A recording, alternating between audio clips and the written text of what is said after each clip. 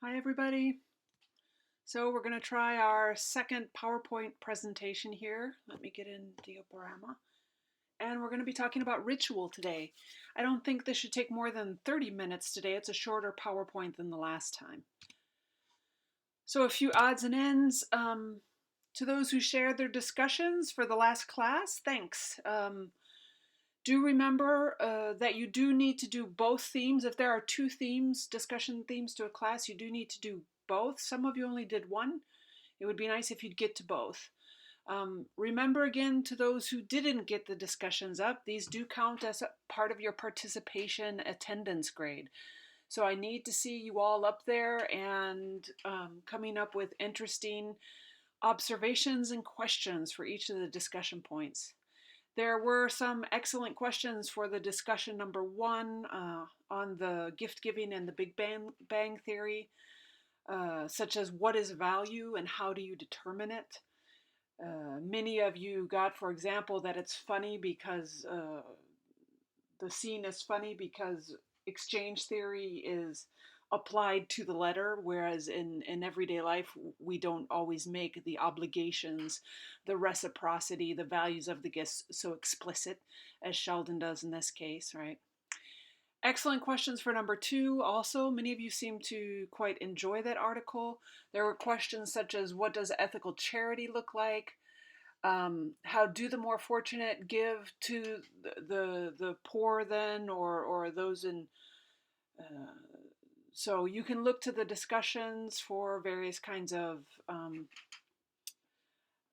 points around some of these questions. So please do keep up the discussions, and I'd love to hear back as well from you, perhaps by email, about how those are going for the groups. Are you able to connect with one another? What platforms are you using? Who's writing up? How are you deciding that? I'd love to hear back from the groups. So we will hold a class discussion for this lecture tomorrow, Thursday. I'm recording it on Wednesday morning and going to upload it on Wednesday morning. But we'll have a discussion tomorrow in the second half of what was normally class, which would be 2:30 Paris time. We'll take a half hour to an hour if things go on to discuss then tomorrow together. I'll send out a Zoom invitation just before 2:30. You can, of course, bring your questions about ritual, whether it's the film or the reading, and we can also talk about questions related to your journals. I will, of course, be recording those also and sending out the audio recording to those who can't make the discussion. So I'm just going to bring up some key points from Joy Hendry's chapter called The Ritual Round. And I also integrate a few of my own points, drawing in particular from Victor Turner. Ritual is something, is a theoretical frame that I've used in my own research. So I do add a bit more to your understanding of ritual and rites of passage in particular that Joy Hendry doesn't necessarily get to. So rituals exist across human societies, both past and present. So it's of no surprise that this is something that anthropologists have long been interested in. As Joy Hendry points out in her very first section, rituals have been priceless to anthropologists in the sense that they help us learn about the system of classifications of other societies, right? They reiterate core categories, they reiterate core values, and so on and so forth. Now, ritual, we have to keep in mind, is, for our purposes, once again, we're interested here in thinking about it as an analytical term for anthropologists. In our everyday lives, many of us have used the word ritual. We often associate ritual with a marriage ceremony or a very important holiday. But here we're going to try to detail and be more specific about what we mean by ritual so that we can use it as a conceptual frame to think about a wide variety of activities, some of which may be considered ritual by your everyday Joe, and others that wouldn't necessarily be recognized or approached as ritual, right, by someone outside of anthropology. Joy Hendry, for example, talks about the Japanese ritual of removing shoes before entering a house, right? And she says this, tells us all sorts of things about the spheres of the private and the public, inside and outside. And so it's a useful, interesting kind of ritual for giving us insights into those systems of classification. Ritual has been written about for decades now in anthropology, and so there are many different definitions of ritual that have been given over the years. Some restrict its use to describing religious ritual in particular, so behavior linked to behavior of a religious nature. And indeed, early anthropologists focused almost entirely on religious ritual, and so the study of religion and ritual were quite tied together. Most anthropologists today prefer a much broader definition, though, of ritual that includes secular activities. You have greetings, for example. Henry talks about greetings can act as a form of ritual. Sensory ethnographers look at various kinds of sensory practices as types of rituals. Political anthropologists have looked at various kinds of national rituals and so on and so forth. So Henry offers a very general definition to get us going, which is rituals behavior prescribed by society in which individuals have little choice about their actions. So certainly I think what she's trying to get here, is this idea that rituals are shared. We're not necessarily interested, for example, if every morning when I brush my teeth, I listen to a particular song and always have to have a purple toothbrush. That might be some kind of strange, albeit strange, individual ritual. It's not a ritual that interests anthropologists unless we find out that, I don't know, many American women in my generation do the same thing, right? That they use purple toothbrushes and they listen to the same song while brushing their teeth in the morning. When it becomes shared, right, then it becomes interesting for anthropologists because it means that there's more than just individual values or histories or idiosyncrasies expressed through the activity, but instead it's expressing the values and ideas of a group, right? So this is what she means. It's not about the fact that rituals make us automats and we have no more individuality within them. It's not about that. It's the fact that it's usually behavior that's prescribed by a larger group because it's shared by a larger group, okay? Ritual and symbol are usually studied together by anthropologists only because rituals involve symbols. They actually, ritual structures render mundane objects symbolic of wider sorts of universes. So we will be looking at symbols for the next class. We will not actually be looking at ritual symbols per se. We'll be looking at bodies as forms of symbols. But just to keep in mind that in the study of ritual and symbolic analysis often are going together. And I guess I should add here too that it's not just anthropologists that are interested in ritual, of course. And there's an interdisciplinary field called ritual studies. So you can have people from other kinds of disciplinary training that approach ritual in various kinds of ways. So we're looking here at anthropological approaches, but there are, of course, others. I guess I would add to Hendry's definition a few other characteristics that we could think about when we think about ritual. And this I'm really thinking through some of my work, recent work with the Jury Terroir, which is a panel of tasters that taste Comté cheese once a month in Poligny. That should read Poligny underneath the photo. And I really look at this shared practice which takes place once a month with this taste community as a kind of ritual.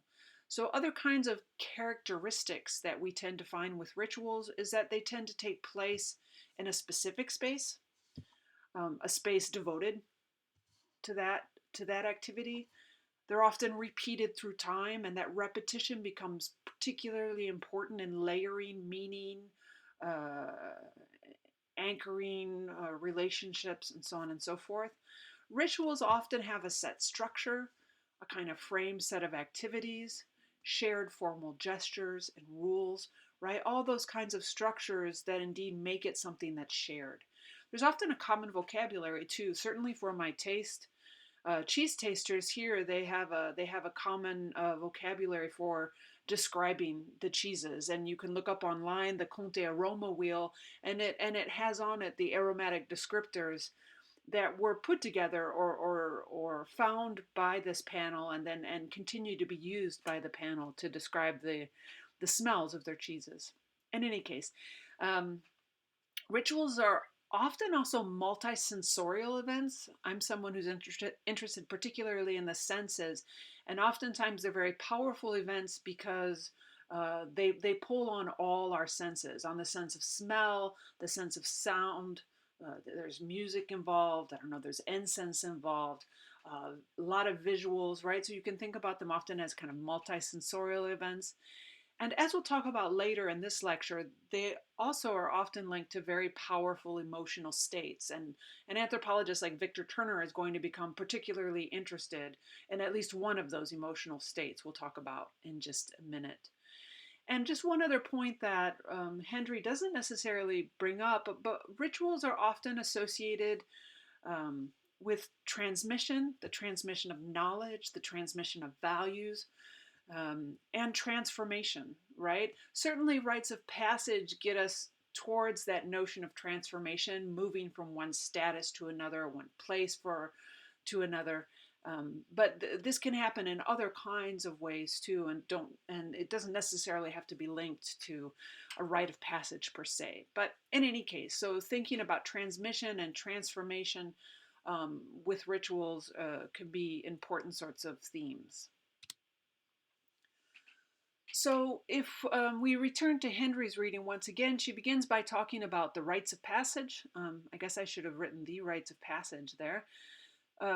This was originally a concept that was put forward by a French folklorist named Arnold van Gennep, who in 1909 writes Les Rites de Passage, a book about the rites of passage. This book was translated into English in 1960. It becomes very influential, and indeed, as we'll discuss in just a minute, symbolic anthropologist Victor Turner, who becomes a leader on the study of ritual, really is quite influenced by Van Gennep and adds to our understanding of rites of passage, right? For Van Gennep, as Hendry tells us, rites of passage accompany the movement from one cosmic or social world to another. Right? For Van Gennep, he was seeing this in many societies, including French peasant societies at the time. And his work is similar to Moses in that it's this kind of wide cultural comparison. And he's looking at what the time are called primitive societies, once again, but since we found that rites of passage exist in all human societies, are in a very important category of ritual. So just a few words on Victor Turner, that should read, not Tuner. And here I'm referring, in this lecture, I'm referring or pulling in particular from his book called The Ritual Process, Structure and Anti-Structure, which was published in 1969. So Victor Turner is an American anthropologist who's very active in the 60s and 70s, though afterwards as well. He examines or is very interested in kind of the temporal and spatial organization of rites of passage, their process. He examines the manner in which they function as a form of anti-structure that's opposed to the structure of everyday life, but also tends to reinforce the everyday structures that we live in. He's also very interested in the sense of community that these rites of passage produce. And we're going to talk in just a minute about communitas, which becomes important. We'll talk again about Victor Turner for the next lecture because he wrote on ritual and symbol. So we'll return to Victor Turner in the next lecture as well. So Hendry gives all kinds of examples of different rites of passage, ceremonies around birth, marriage, funerals, christenings, confirmations, bar mitzvahs, change of schools, jobs or houses, birthdays, anniversaries, graduations, changes of season, new year, right?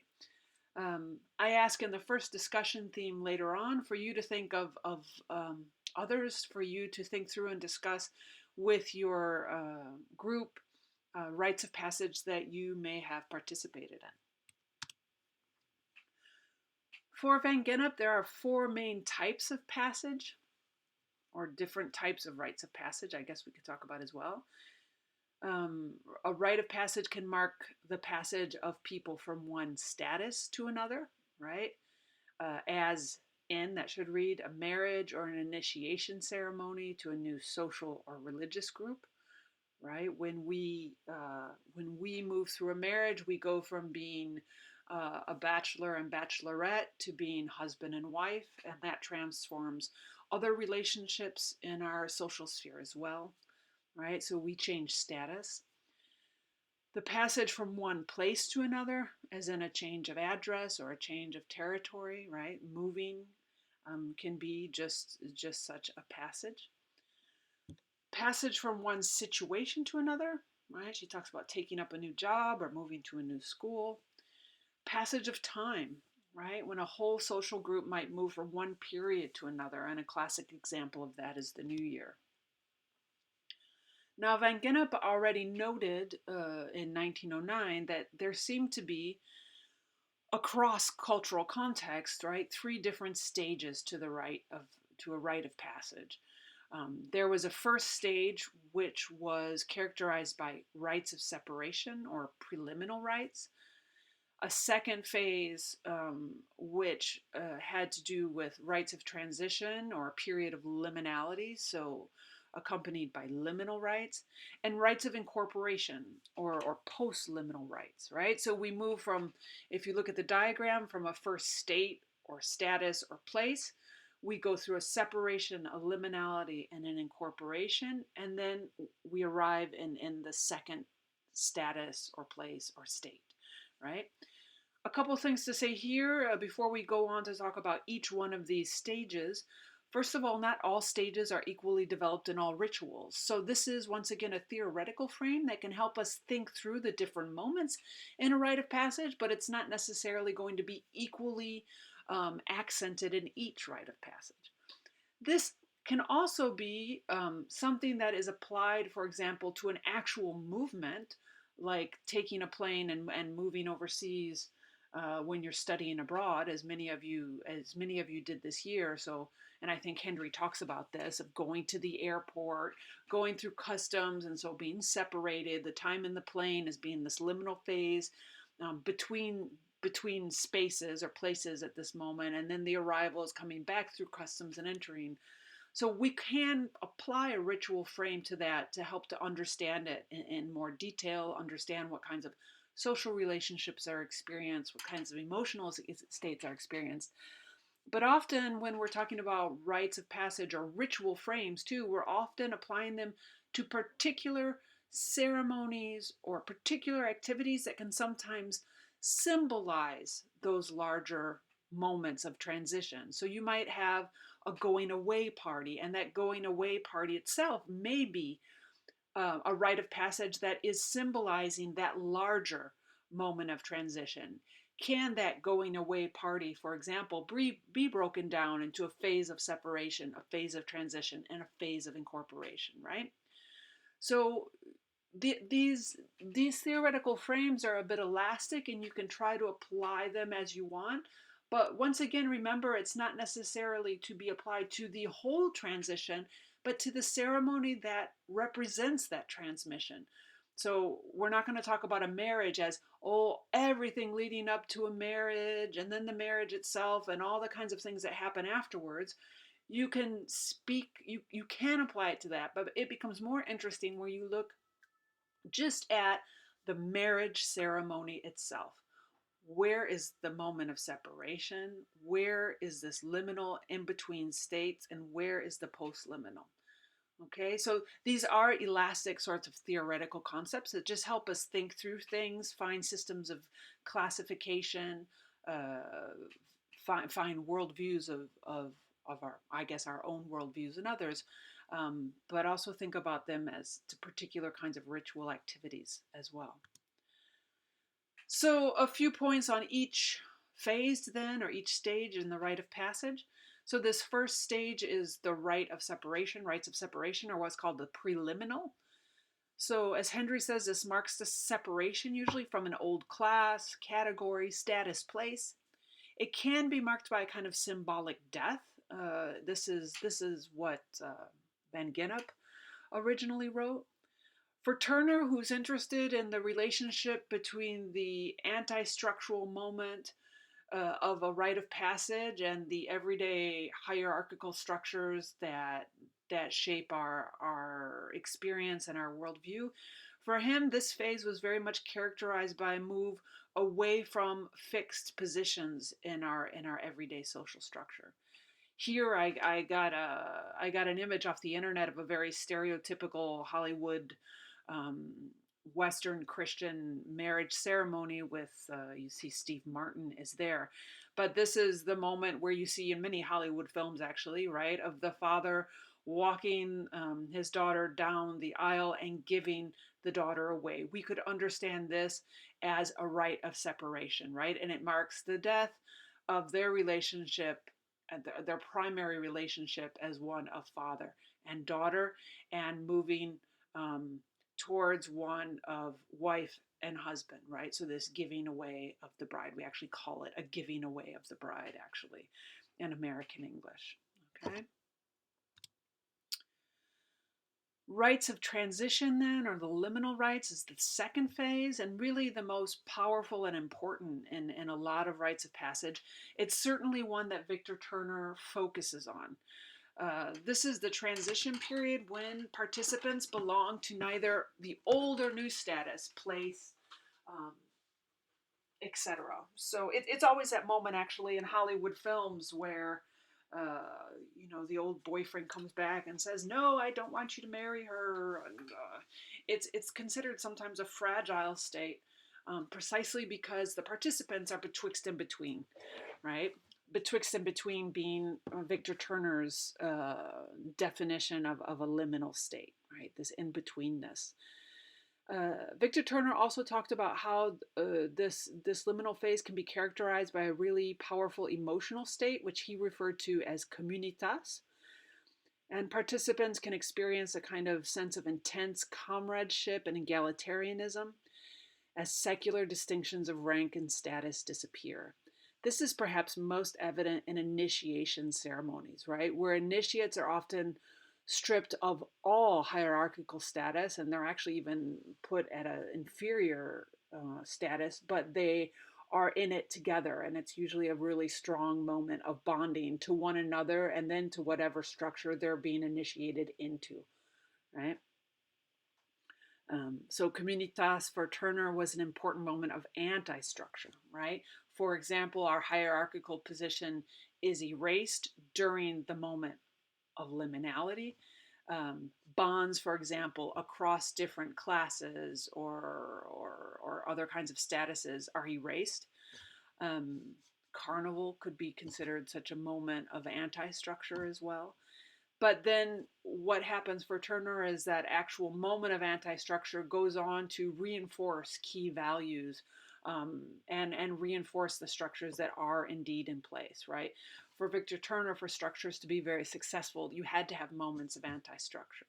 And if you think of a kind of stereotypical Western Christian wedding that we see in Hollywood films, it's at that moment of liminality when bride and groom are at the altar that vows are exchanged, that key values, um, gender roles, and so on and so forth are reiterated, right? All sorts of structural elements are reiterated at this moment where everyone is simply witnessing uh, this exchange of vows and words given by some kind of ordained person. Rites of the third phase then is rites of incorporation or post-liminal rites. So this is where the movement into the new status or place, etc., is marked. Van Gennep talked about how it's often symbolized by some kind of symbolic rebirth into the new status. Victor Turner in the ritual process talks about how at this phase Participants return once more to a kind of stable state into the stable structures of society. So it's the moment of return to structure from anti-structure. Here, once again, I took a random picture off the internet of your stereotypical Christian Western wedding, that, as you can see it in films. And the moment of "you may now kiss the bride" kind of opens this moment of reincorporation where the couple is then presented to the room as husband and wife, right? And there's the return to a space within the social, a new space within the social structure or social hierarchy. Okay, so I found this, I see that it's a bit blurry here.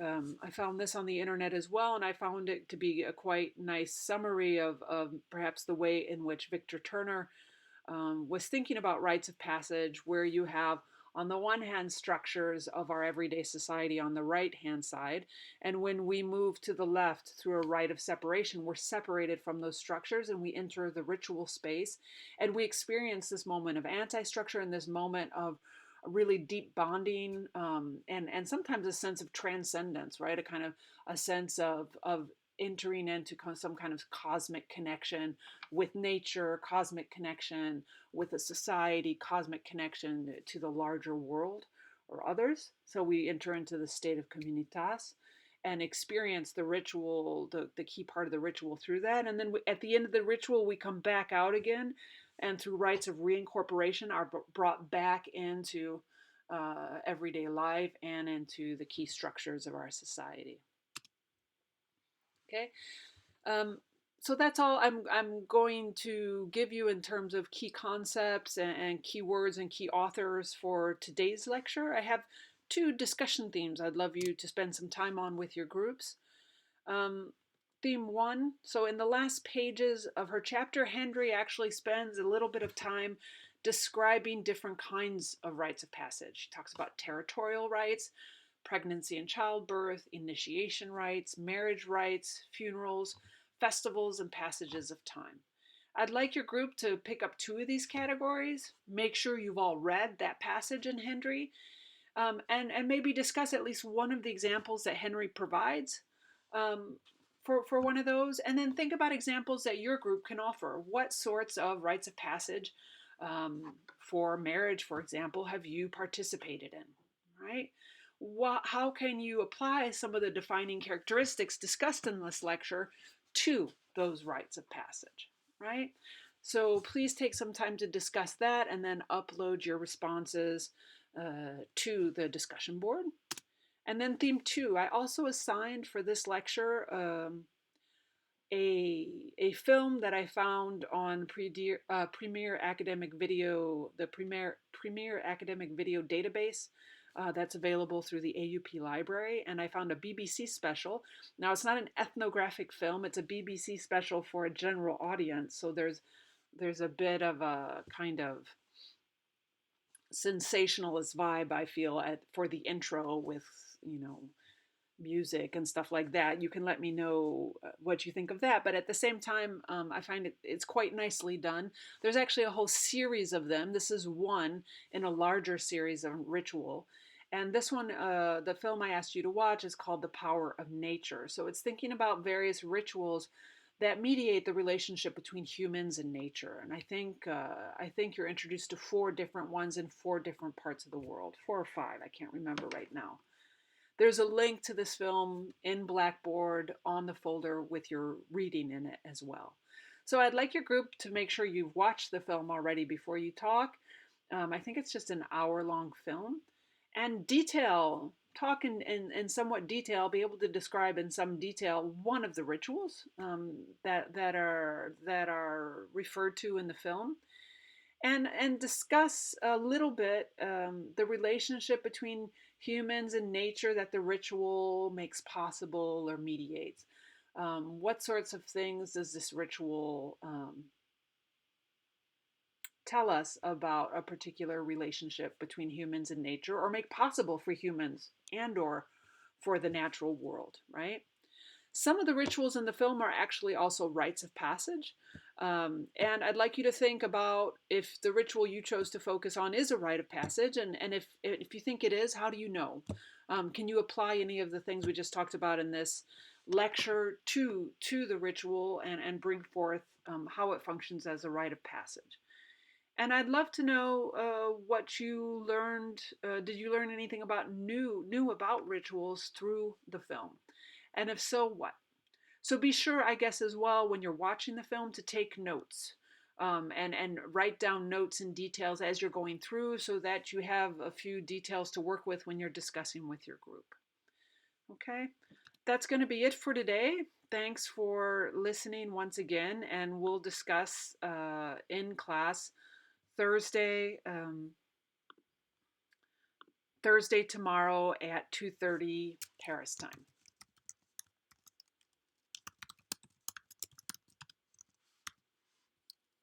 Thanks again.